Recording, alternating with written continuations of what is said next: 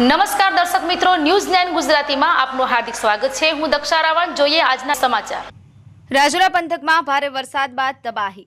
રાજુલાના રાજપેડા ગાજાવદર વચ્ચે ચોલાપરી નદીમાં કાર તણાઈ। નદીના ધસમસતા પ્રવાહમાં કાર તણાઈ। કાર તણાતા કાર ચાલકનું ઘટના સ્થળે મોત નીપજ્યું।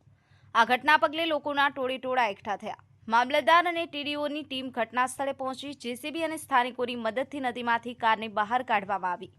મૃતદેહને પીએમ માટે રાજુલા હોસ્પિટલ ખસેડાયો। ગાજાવદર ગામના ભગવાન વાઘ નામના વ્યક્તિનું મોત થયું। ગઈકાલે પડેલા ભારે વરસાદને પગલે નદીમાં પૂર આવતા પુલનો એક ભાગ પાણીમાં ગરકાવ થયો।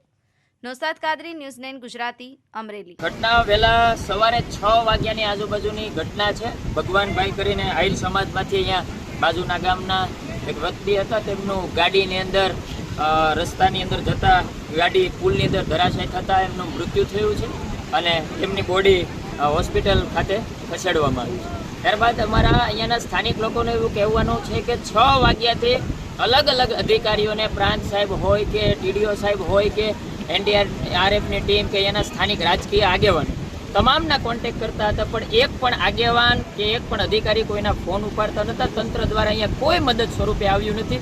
જે કાંઈ મદદ થઈ છે સ્થાનિક લોકો દ્વારા કરવામાં આવી છે। સ્થાનિક લોકોએ આ બોડી બહાર કાઢી છે। અહીંયા હજી કાર કાઢવા માટેની પ્રક્રિયાઓ સ્થાનિક લોકો દ્વારા કરવામાં આવે છે।